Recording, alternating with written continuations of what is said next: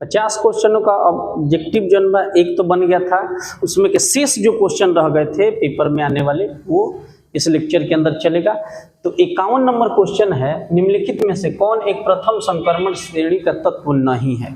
कौन संक्रमण तत्व नहीं है? इस क्वेश्चन में पहला ऑप्शन है फेरस, दूसरा है क्रोमियम, तीसरा है मैग्नीशियम। मैग्नीशियम जो है यह संक्रमण तत्व नहीं है, क्योंकि संक्रमण तत्व डी ब्लॉक के अंदर रहते हैं और ये इस ब्लॉक का एलिमेंट्स है। ठीक है, तो संक्रमण तत्व कौन नहीं है? मैग्नीशियम। ठीक है, सी ऑप्शन सही होगा। क्वेश्चन नंबर 52 है, निम्न में कौन क्षारीय मृदु तत्व है? कौन जो है, देखिए इस क्वेश्चन का ऑप्शन जो है, यही क्वेश्चन जो है ऑप्शन जो है इसमें देखना ये है कि 52 नंबर क्वेश्चन का जो ऑप्शन है वो जो है आपके 53 नंबर में आ गया है। यही एक क्वेश्चन जो है, इस टाइपिंग में थोड़ी सी गलती हो गई है। तो देखिए निम्न में कौन क्षारीय भूमिज तत्व नहीं है? तो इस क्वेश्चन का ऑप्शन यहाँ देख लेंगे आप, सोडियम हो जाएगा। निम्न में कौन क्षारीय भूमिज तत्व है? कौन बेसिक एलिमेंट से कौन? सोडियम हो जाएगा। ठीक है, इस क्वेश्चन का ऑब्जेक्टिव यहाँ दे दिया है। और ये वाला क्वेश्चन जो है इसका ऑप्शन जो है ऊपर दे दिया है, थोड़ा ऊपर नीचे हो गया, यहाँ देख लेना है। निम्न में कौन ऑक्सीजन ऑक्सीकारक एवं अवकारक दोनों की तरह कार्य करता है? निम्न में कौन ऑक्सीकारक और अवकारक दोनों की तरह कार्य करता है? सल्फर डाइऑक्साइड हो जाएगा। ऑक्सीकारक और अवकारक दोनों की तरह कार्य कौन करेगा? तो इसका आंसर ये हो जाएगा, और इसका आंसर ये है, ये हो जाएगा। भूमिज तत्व कौन है? सोडियम हो जाएगा। ऑक्सीकारक अवकारक दोनों की तरफ व्यवहार कौन करता है? Sulphur dioxide SO2। ठीक है, यहाँ पर थोड़ी सी मिस्टेक हो गई थी। अब 54 नंबर क्वेश्चन है कि किस ग्रुप के तत्वों को संक्रमण तत्व कहा जाता है? ठीक है, हालांकि ये पेपर में जो है कई बार आया है, 15 में 19 में भी गया है। कौन से ग्रुप के तत्व जो है संक्रमण तत्व कहलाते हैं? डी ब्लॉक के। डी ब्लॉक के तत्व जो है संक्रमण तत्व कहलाते हैं। क्लियर हो गया। 55 नंबर क्वेश्चन है, निम्न में किस धातु का घनत्व अधिक पाया जाता है? सबसे अधिक होता है। किसका घनत्व सबसे अधिक पाया जाता है? पहला है पीडी, दूसरा है प्लेटिनम, दूसरा ही ऑप्शन सही हो जाएगा इसमें। चौथा RH और तीसरा ऑप्शन RH है और चौथा ऑप्शन Hg है। सबसे अधिक घनत्व जनबा पीटी का होता है। इसका घनत्व जनबा 21.4 होता है और Hg का जो होता है वो 13.8 होता है। तो सबसे अधिक किसका है? पीटी का, प्लेटिनम का। ऑप्शन में कभी किताब में देखिएगा तो ये Hg दे दिया है, लेकिन ऐसा नहीं होगा। पीटी का घनत्व तो सबसे अधिक होगा प्लेटिनम का।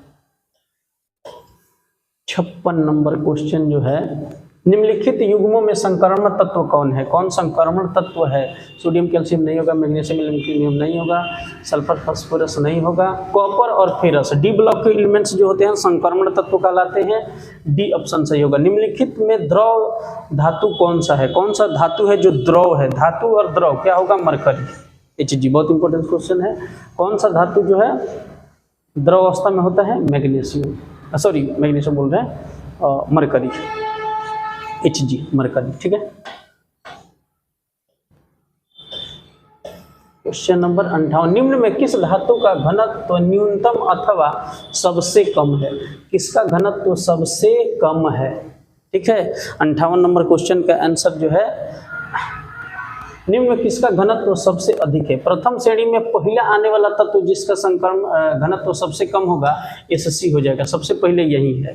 ठीक है, ओरलोन में होता है, ओरलोन में होता है वाइनिल क्लोराइड और कोलिन, ग्लाइकोल और आइसोप्रीन। देखिए ओरलोन में होता है वाइनिल साइनाइड, यहाँ Cn होना चाहिए, Cl, vinyl cyanide. A option सही होगा, लेकिन साइनाइड होना चाहिए। ओरलोन में होता है वाइनिल साइनाइड, ए ऑप्शन सही हो जाएगा। ठीक है,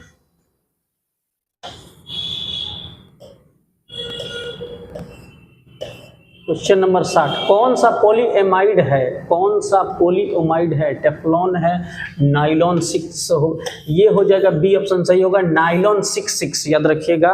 निम्न में कौन पॉलीएमाइड है? पेपर में आ चुका है 23 में, पिछला ही साल का क्वेश्चन है। निम्न में कौन पॉलीएमाइड है? Nylon 6, nylon 6।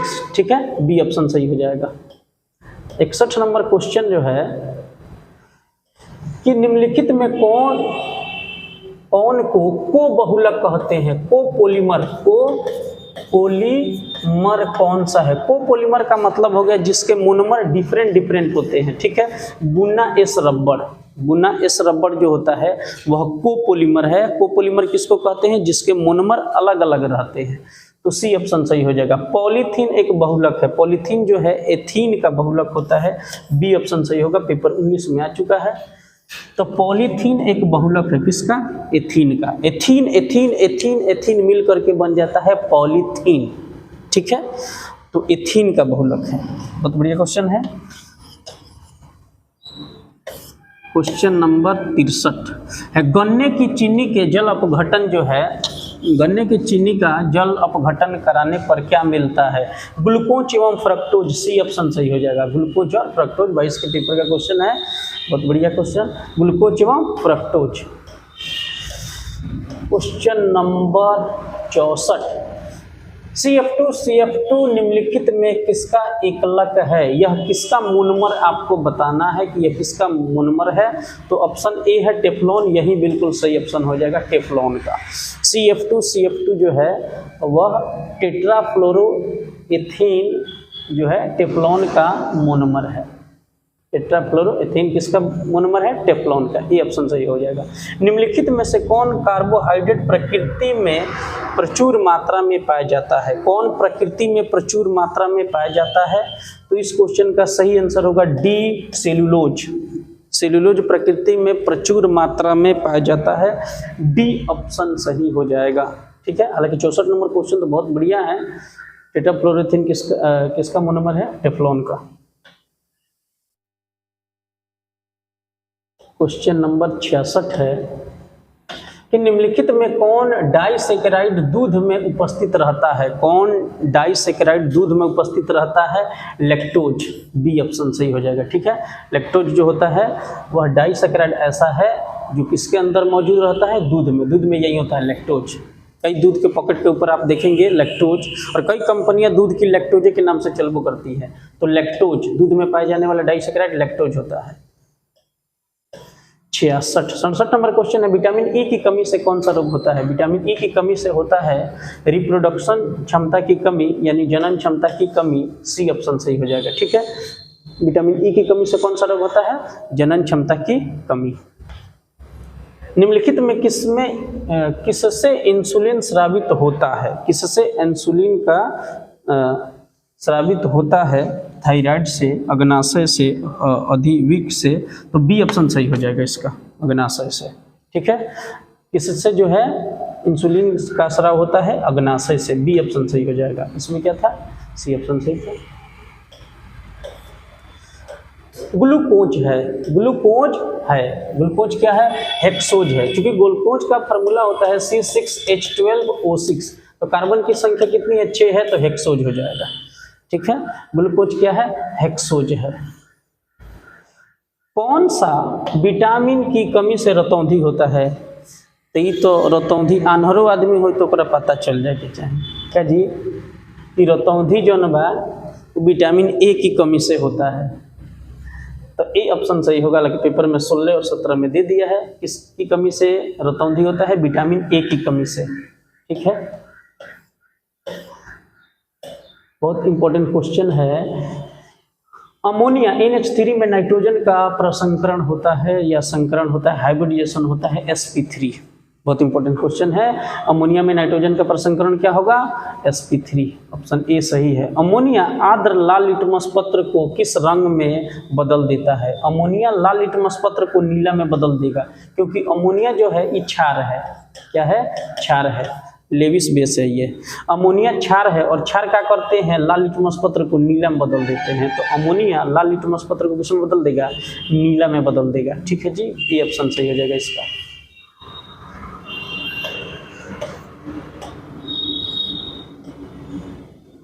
CH2CH2NH2 को कहा जाता है। NH2 प्राइमरी एमीन का फार्मूला है, तो इसमें प्राइमरी एमीन कौन सा है? Ethyl amine. कार्बन 2 है तो इथाइल एमीन, ए ऑप्शन सही हो जाएगा, ठीक है जी।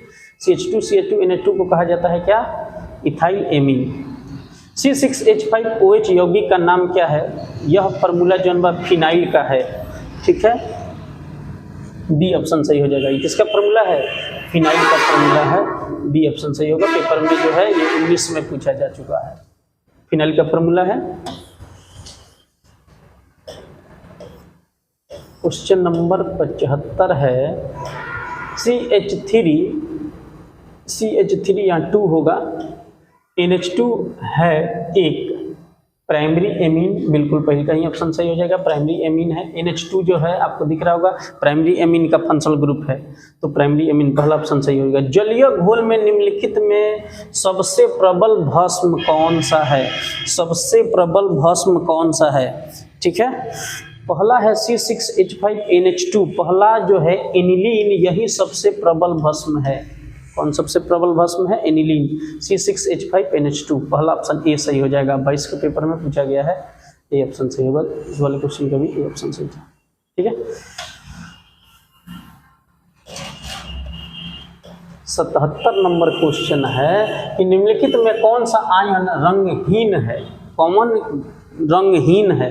कॉपर प्लस पहला ही ऑप्शन सही होगा। Cu+ आयन जो होता है वो कलरलेस होता है, याद रखिएगा। ये कलरलेस आयन जो होता है ये होता है Cu+, ए ऑप्शन सही होगा।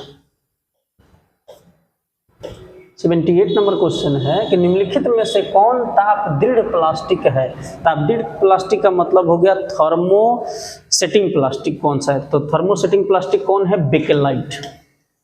थर्मोसेटिंग प्लास्टिक कौन सा है? बेकेलाइट, सी ऑप्शन सही हो जाएगा। निम्नलिखित में से किसमें ईस्टर बॉन्ड है? ईस्टर बॉन्ड किसमें होता है? पहला ऑप्शन है टेरिलीन, दूसरा है नाइलॉन और टेफ्लॉन और बेकेलाइट।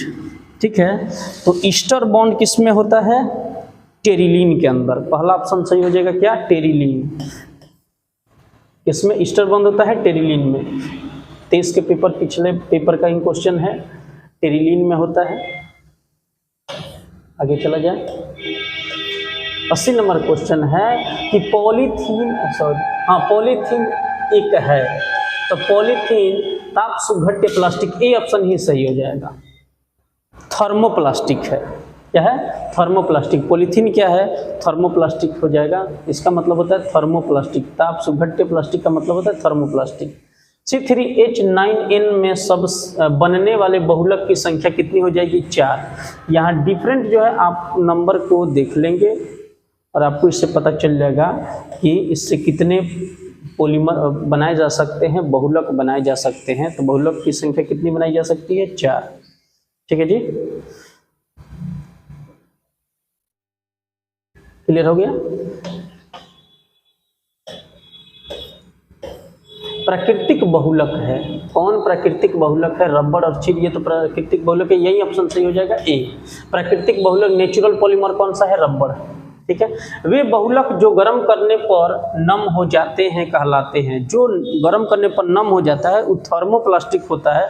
अब थर्मोप्लास्टिक कौन सा ऑप्शन सही होगा? ताप सुगन्य बहुलक, सी ऑप्शन सही हो जाएगा। सही है, थर्मोप्लास्टिक। ताप सुनम्य बहुलक का मतलब होता है कौन सा प्लास्टिक? थर्मोप्लास्टिक। वे बहुलक जो है जो गर्म करने पर क्या हो जाता है? नम हो जाते हैं, वही कहलाते हैं ताप सुमन्य बहुलक, सुनम्य बहुलक। ठीक है,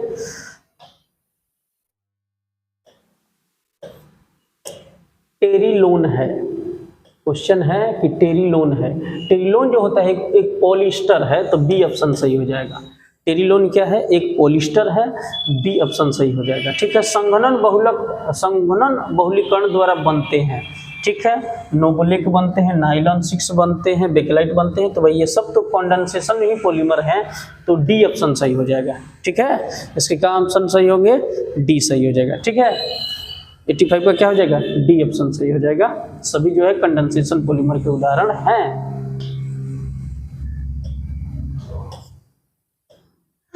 पॉलीमर बनने की सबसे छोटी इकाई कहलाती है। पॉलीमर की सबसे छोटी इकाई जो होती है वो मोनोमर कहलाती है, तो ऑप्शन ए सही हो जाएगा। पॉलीमर बनने की सबसे छोटी इकाई क्या कहलाएगी? मोनोमर, ए ऑप्शन सही होगा। प्राकृतिक रूप में पाए जाने वाला जैव बहुलक कौन है? ठीक है, जैव बहुलक कौन सा है? प्राकृतिक बहुलक जो है, जब भी प्राकृतिक बहुलक जो सुनता है तो लड़का मार देता है रबड़। गलत है, क्योंकि प्राकृतिक बहुलक जो यहाँ पर क्वेश्चन अगर प्राकृतिक बहुलक का हो तब तो रबड़ हो जाएगा, लेकिन वो क्या पूछा है? जैव रबड़। जैव बहुलक, जैव बहुलक का मतलब जीव के अंदर पाए जाने वाला बहुलक। तो रबड़ जो है जीव के अंदर थोड़े पाया जाता है, जैव बहुलक है, डीएनए होगा। जीव के अंदर पाए जाने वाला प्राकृतिक बहुलक पूछा जा रहा है। ऑप्शन लड़का जो रबड़ को देखते ही मार देगा, लेकिन आपको देखना है कि जीव के अंदर पाए जाने वाला, रबड़ थोड़े जीव के अंदर पाया जाता है, डीएनए पाया जाता है। ठीक है जी, तो डीएनए पर सही आंसर मारेंगे। प्राकृतिक रूप में पाए जाने वाला जैव बहुलक कौन सा है? डीएनए। बुलेट प्रूफ कांच बनाने में प्रयुक्त बहुलक है। ठीक है जी, बुलेट प्रूफ जो जैकेट जो बनाए जाते हैं, कांच जो बनाए जाते हैं, उसमें कौन सी उपयोग किया जाता है? लेक्सन का इस्तेमाल किया जाता है। बी ऑप्शन सही हो जाएगा, लेक्सन। बहुलक जो न टूटने वाली कॉकरी बनाने के काम आता है वह है। ठीक है, पहला ऑप्शन सही होगा, मेलेमीन। बहुलक जो न टूटने वाली कॉकरी बनाने में किया जाता है, उसका कौन सा वो बहुलक होता है? कौन सा होता है? मेलेमीन।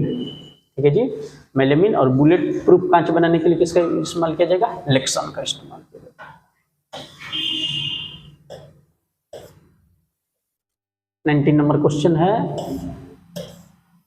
19 नंबर क्वेश्चन है कि फॉस्फेट बॉन्ड मिलता है, फॉस्फेट बॉन्ड मिलता है प्रोटीन में, कार्बोहाइड्रेट में, वसा में, नाभिकीय अम्लों में। डी ऑप्शन सही हो जाएगा। क्या हो जाएगा? डी ऑप्शन सही हो जाएगा। इसके अंदर मिलेगा नाभिकीय अम्लों में। फॉस्फेट बॉन्ड किसके मिलता है? नाभिकीय अम्लों में।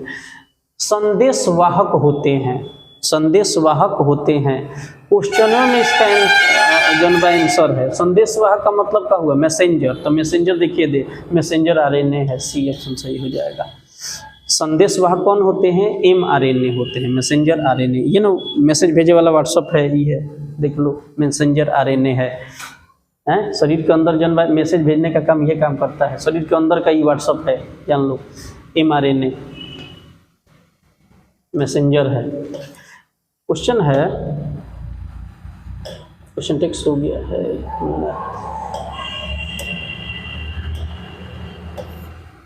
निम्न में एस्टर है, निम्न में एस्टर कौन सा है? तेल, वसा, मोम। मोम ऑप्शन सही हो जाएगा, सी ऑप्शन सही हो जाएगा। निम्न में एस्टर कौन सा है? मोम। उदासीन एमिनो अम्ल का उदाहरण है। उदासीन कौन सा है? ग्लाइसिन। ए ऑप्शन सही हो जाएगा जी, पहले का ही उदासीन है। ठीक है, ये एस्पार्टिक अम्ल, ये तो अम्लीय है। ग्लूटामिक जो है अम्ल, ये भी जो अम्लीय है। हिस्टेडीन जो होता है ये क्षारीय है। हमसे पूछा जा रहा है अम्लीय कौन सा है? एमिनो कौन सा? उदासीन, सॉरी उदासीन पूछा जा रहा है, ग्लाइसिन हो जाएगा। उदासीन कौन होगा? ग्लाइसिन हो जाएगा। क्षारीय पूछा जाता तो हिस्टेडीन हो जाता। अब क्वेश्चन है कि क्षारीय एमिनो अम्ल, देखिए अब ये क्षारीय आ गया, तो क्षारीय एमिनो अम्ल का उदाहरण है। अब ये बताया था हिस्टेडीन। हिस्टेडीन जो होता है वो क्षारीय एमिनो अम्ल का उदाहरण होता है, हिस्टेडीन। डी ऑप्शन सही हो जाएगा। ठीक है, और लास्ट क्वेश्चन है कि प्रोटीन के विघटन का अंतिम उत्पाद होता है। तो प्रोटीन के विघटन का अंतिम उत्पाद एमिनो अम्ल होता है। बी ऑप्शन सही हो जाएगा। देखिए इसमें कुछ क्वेश्चन नहीं मिल पाए हैं, और वो चैप्टर कौन से रहे हैं? Chemistry in our daily life. उसके ऑब्जेक्टिव थोड़ा सा आप लोग अपने से भी देख लीजिएगा। ठीक है, और रावल्स का लॉ आपको बढ़िया से पढ़ लेना है। डिफरेंस वाले क्वेश्चन जो आपको देख लेना है। ठीक है, और केमिकल रिएक्शन को एक बार बढ़िया से पढ़ करके उसके बाद पेपर में आपको जाना है। ठीक है, और कुछ ऑब्जेक्टिव जो आपको खुद से अपने से भी करना है। ठीक है, आज के लिए बस इतना ही।